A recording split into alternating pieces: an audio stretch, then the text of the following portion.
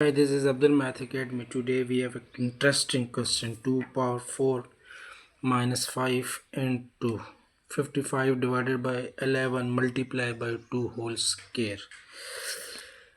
Here we use the rule BODMAS, parenthesis, exponential, division, multiplication, addition and subtraction. 2 square 4 minus 5 into 55 divided by 11 multiplied by 2 whole square. 55 divided by 11 is equal to 5 multiplied by 2 whole square.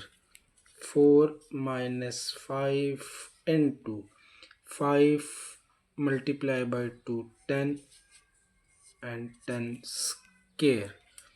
4 minus 5 into 10 square is equal to 100. 4 minus 5, we remove the parenthesis by multiplication, multiply by 100. 4 minus 5 into 100 is equal to 500, and 4 minus 500 is equal to minus 496.